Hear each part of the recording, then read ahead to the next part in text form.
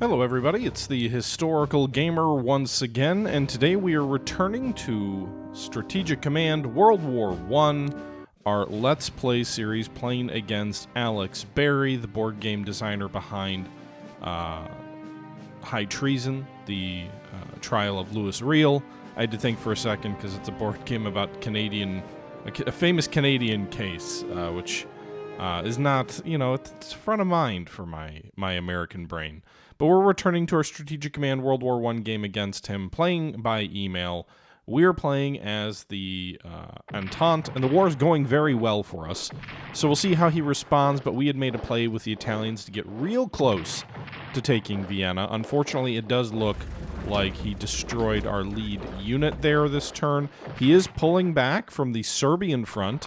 We have nearly created a pocket with 3 or 4 Austrian units off the Serbian front. A couple of localized counterattacks on the Western Front. Looks like they destroyed a corps there, and then a detachment here on the Ottoman front. The Ottomans are the only empire doing well, and that is going to do it for the replay, so we will jump in and take a look at the actual map here. Looks like we lost 2 corps and a detachment, and that's about it. Swedish revolutionary songwriter is executed in the United States. I know nothing about that event. But yeah.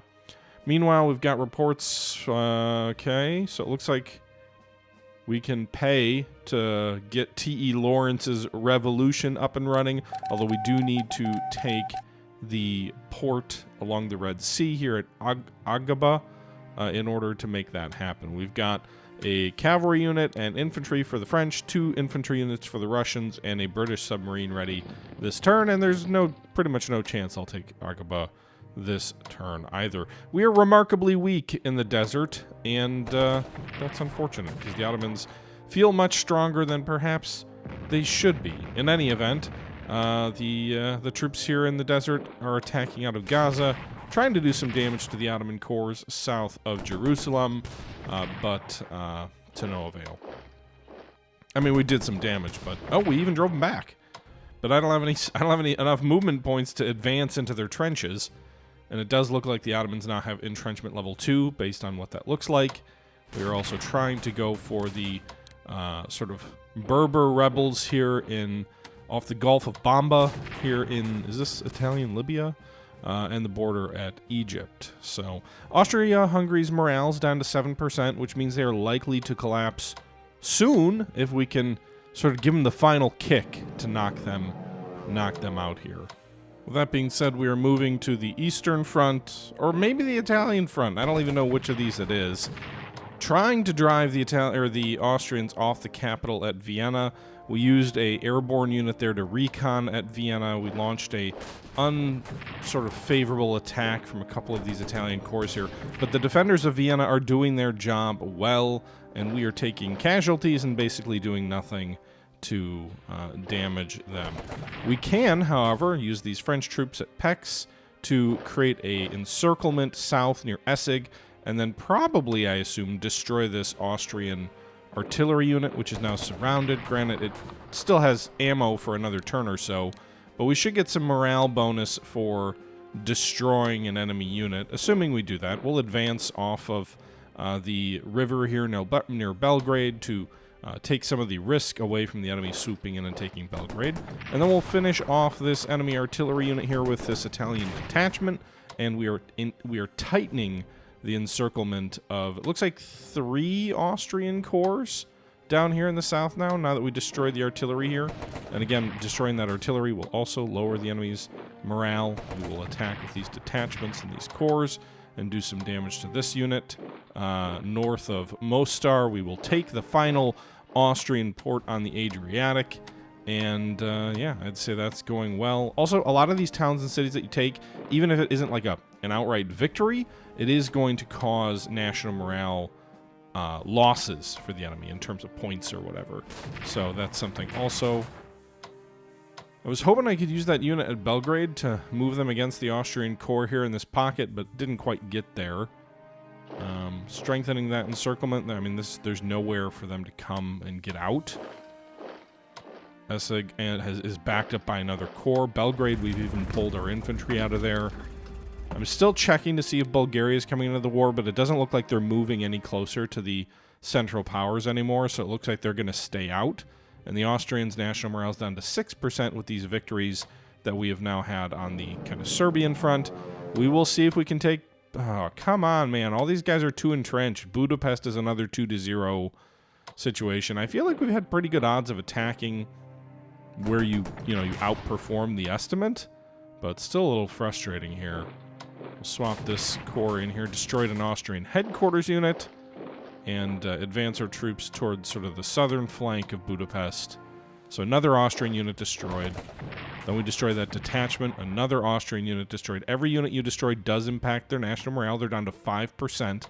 So they're getting close to being destroyed there. We also are going to try and destroy, although I don't know that I will, this enemy air unit. We at least damaged it. And we'll move some other units up here to Budapest to try and conquer the Austro-Hungarian Empire.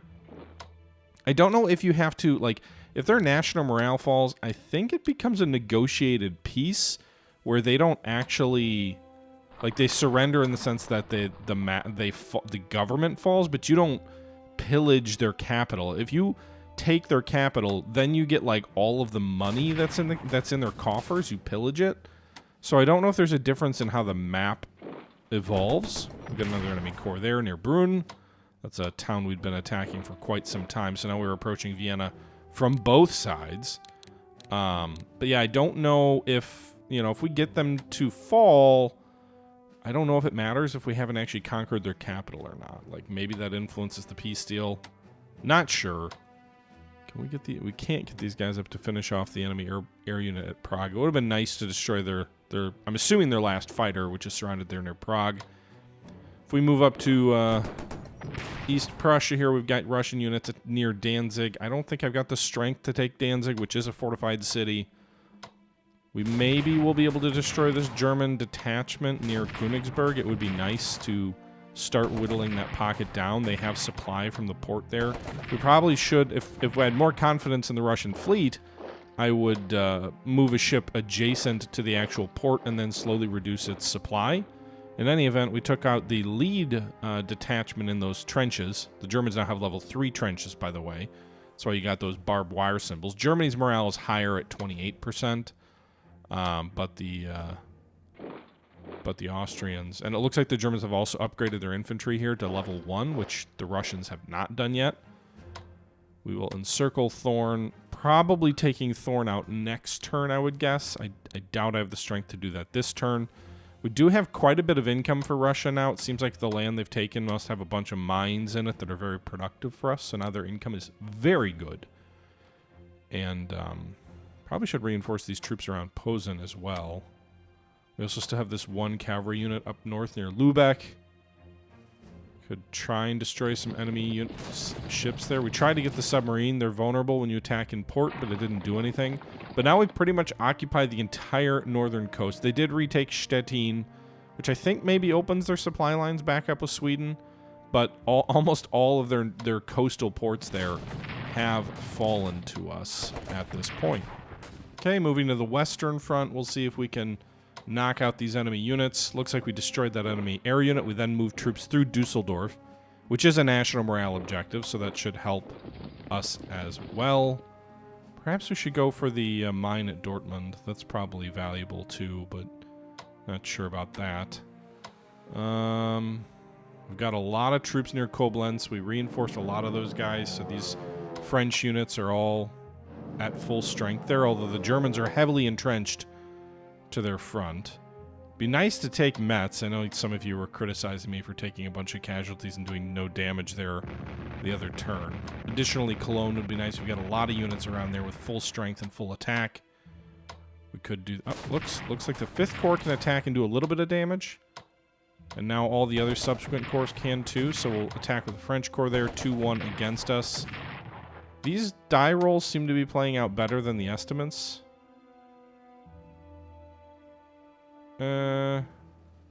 Let's take Dortmund. That's a valuable mine and National Morale Center. Alright, now that we've weakened the troops near Cologne, we can use the what is it, the 13th Corps here. It's got a 2-2, so they do that, and now this enemy Corps is down to 4 strength. Attack with the 7th Corps, and we get a 3-1, despite a 2-2 forecast. And then we can move the 2nd Belgian Corps up here, maybe. Although, I'd like to maintain some strength for the assault on the south, so maybe we actually pull the other Corps here. Yep, alright, got it. So we took Cologne as well, which is another national morale objective. I'm planning a major air raid on Cologne in my Bombing the Reich series, which will be returning soon. I will probably live stream that maybe tomorrow, maybe tonight. So that's worth being aware of. I'm going to be putting together a 700 bomber night raid on Cologne in that game. Mainz has been reconned, but we still have no real hope of doing real damage to it. I don't know. Not Mainz, sorry, Metz. I'm talking about Metz in the south there. Mainz we might be able to do a little damage to. We can also move the Italian Corps at Stuttgart forward into the rear of the Germans at Mulhausen, and then Strasbourg here in the south. I don't know how close I want to move them to the German lines because the Italians are not as good stat-wise.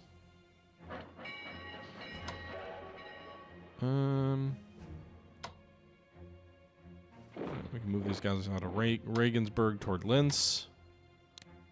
Just trying to figure out what all to do here with this large formation in the south that we railed basically a French army in here into the rear of the enemy, and now we're moving them through the Black Forest right onto the front lines, sort of encircling these German units.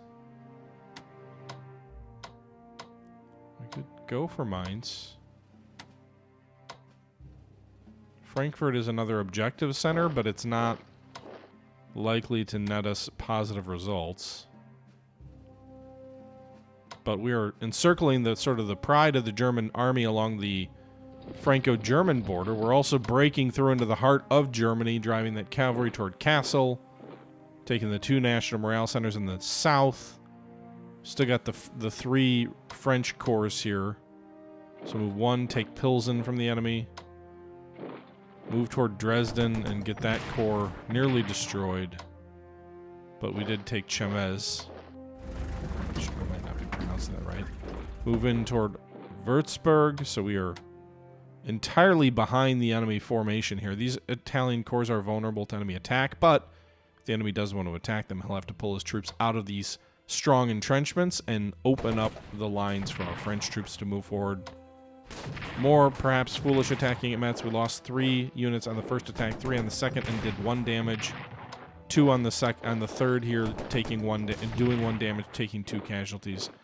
A damageless assault there. A 3-2 there. That was actually... So these guys are getting shot to pieces. I'm butchering my men. But at the very least, we took Metz. I don't know if we'll be able to hold it if the enemy counterattacks there. I don't think I've got any units that are very strong that can reach Metz. Most of them have used... Oh, no, we got the Belgian Corps here. So we took Metz from the enemy, so that'll be 3 German national morale centers down this turn. And then we've got 3 corps here in the south near Mulhausen, all surrounded. Again, they could attack the Italians to the rear who are not entrenched and break out east. But if they do that, perhaps that opens up an opportunity for the French troops to move east. I probably... Not all of them. I got several units that were reinforced, but I might need to reinforce some of these guys next turn who took those casualties. It's been a very bloody offensive. We have had tremendous gains, but at terrific costs. So it looks like they've got a few troops up north near Osnabrück, near the Wilhelmshaven, where we took that. Go ahead and try and attack through Mainz. I don't have enough strength to dislodge them, so perhaps it's a foolish attack, but... I'm running out of men! I need more reinforcements! I don't know why the balloons don't give you the recon advantage. You would think balloons would be treated the same as recon bombers. They're just sitting up there. They should be able to see what's going on. Okay. I do also... I think I did actually get the French level 1 infantry weapons. I just haven't spent any money to upgrade units to them yet. They've been... All my units have been too committed to the fight to really pull them out from that. Trying to attack mines here with some positive results. We inflict 4 casualties on them, but lose more for ourselves. The French do have 2 new units, including a cavalry unit, to deploy this turn. Okay. Try and push troops forward where we can. 3-1 on that attack on mines. That was not a good result. Sorry, Frenchmen, I am ordering you forward for the glory of France. Death is cheap. Glory lasts forever. Germany's national morale is down to 27% with the casualties they've taken. It will probably fall 10 to 15% more based on losing 3 national morale objectives. And I'm thinking the French morale will go up for taking some of these cities too. So like even though we may get penalized for the casualties, sometimes depending on what cities and things you take, it can cause your overall morale to go up as well. I don't think, you know, ironically enough, while we've been doing all these attacks toward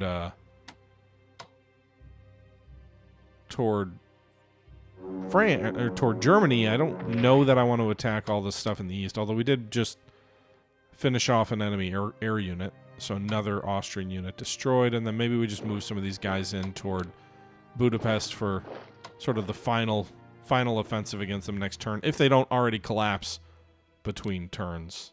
I'm not sure. They might. Be great to get Romania in on the war at this point too, but I think the ship has sailed on Bulgaria. Their diplomacy score has not moved, I don't think, for 2 turns now. And I can't imagine if the AI has any intelligence at all that they would be super interested in jumping into bed with the Central Powers at this point. Okay, so back in the east once more. Just trying to decide like what to do with some of the units that haven't moved yet. The Russians still have some points. We can try and encircle this German force here near the Oder River to the east of Berlin. I don't think I want to attack them directly. They are in pretty strong entrenchments. But I can try and encircle them, strengthen my own position there, and threaten Berlin. Make sure they don't pull any troops out of there. Put these guys back to Frankfurt on the Oder. We could... I really would like to take Thorn or Bromberg. We could... Norstadt, and we could try and move those troops up and around and create another encirclement, although I'm guessing Bromberg still will generate its own supply, but we now have 2 pockets of bypass troops in trenches, basically, or in forts. And you do get a pre-planned benefit, so it does make sense to put some of these guys adjacent to the enemy, like a Danzig or something. Marienburg does have that 4 strength unit.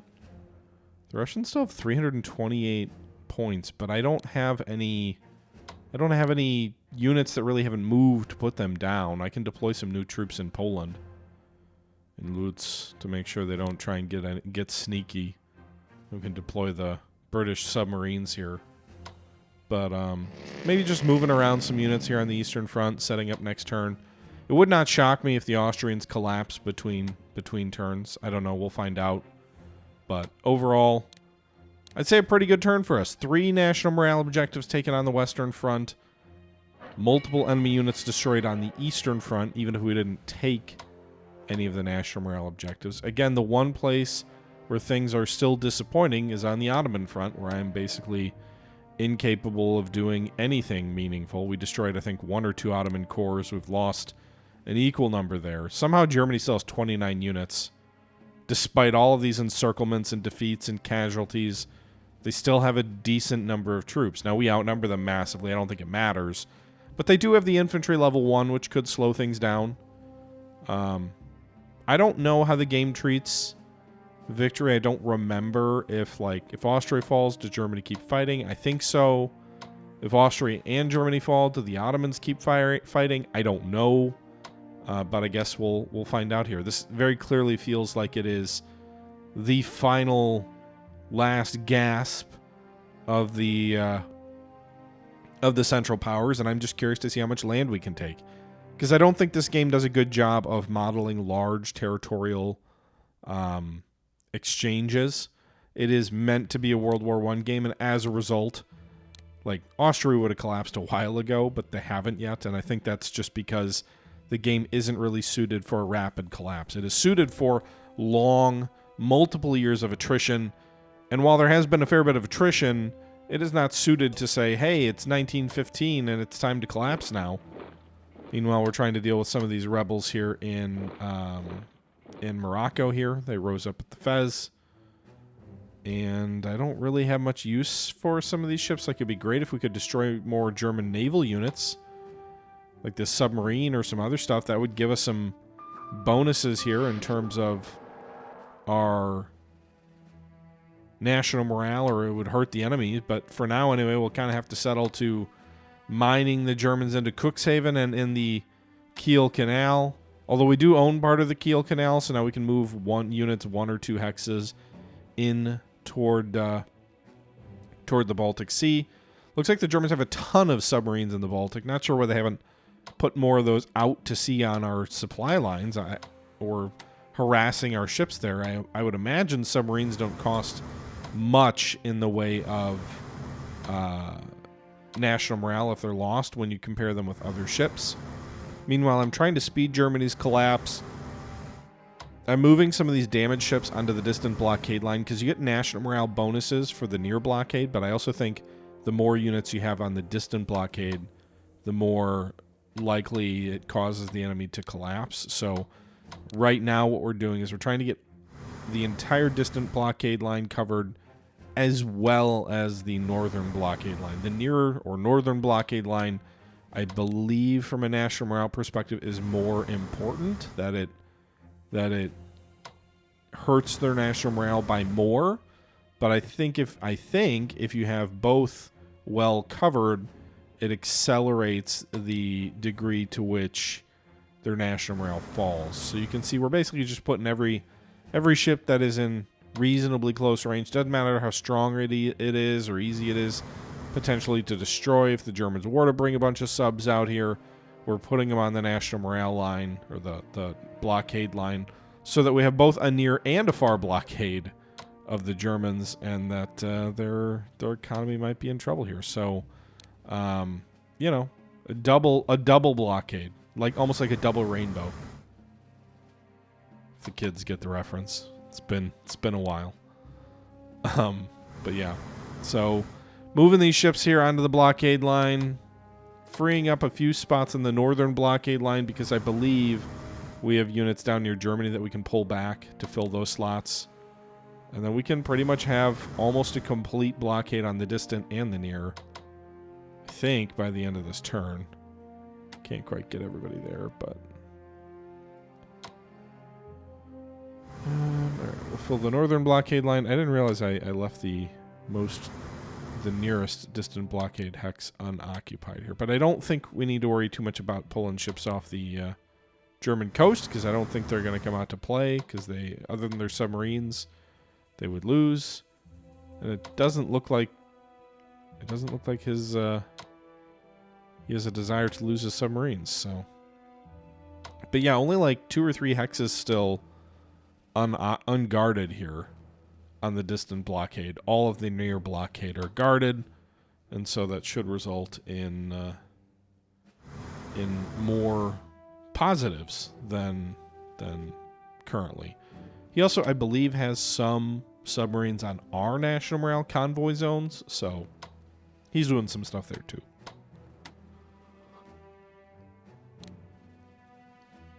Just checking out our naval mines on the minefield we laid off the coast of Germany. It's funny because we've taken almost that entire coastline now.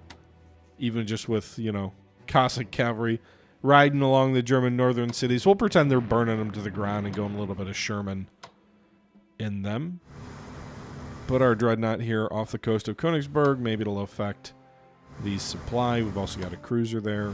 They have a cruiser bottled up in one of their ports. And I think that just about does it for the turn. I don't know that I have a lot left to do. They still got the Marines in Berlin. They do have one course south of Berlin. We almost took Mannheim, but didn't quite. That would have been another national morale objective. So now I think it's just a matter of deploying troops that haven't moved yet. I think we deployed all our new units already, so I don't know. We've got almost 200 Russian points left. Maybe it makes sense to buy some units. France can buy one. You can see we have infantry weapon level 1 now. I don't think I have anyone who can upgrade to it. I think they've all either moved or are adjacent to an enemy. You need at least one hex of space in order to upgrade. You can't upgrade when you're on the front line. So I think that's going to pretty much do it for this turn, though. I don't know that I have much else to show, so it definitely looks like the enemy is going to collapse here very, very shortly. This is going to be a bit of a shorter episode. I had some audio glitches on the next recording, which I did manage to fix, but because of the way things are mixed, I think it made more sense for me to split that turn. So there will be one more turn coming for sure, at least, as we move toward a final victory. But this is going to be the end of this particular video as we near in on the end of this turn, and it's shockingly less than a 30-minute video. But then we'll play again here in a few days on our play-by-email game against board game designer Alex Berry. As always, let me know your thoughts below, but it does feel like this one's over. And I'll go ahead and buy some units here with our large surplus of cash, which I have nothing to do with. We've already maxed out our diplomacy pretty much. No more chits for the British.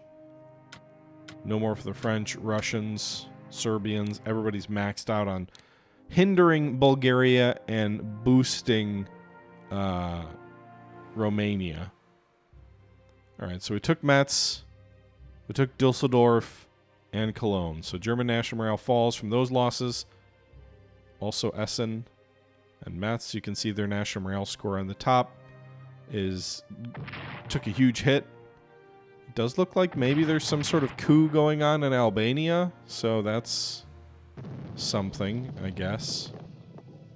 And German national morale falls below 25%.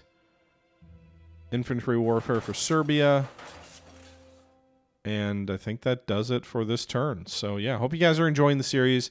Leave your thoughts below, and we will have one more turn here coming up soon. But until next time, this is the Historical Gamer saying thank you very much for watching. And until next time, I'm out.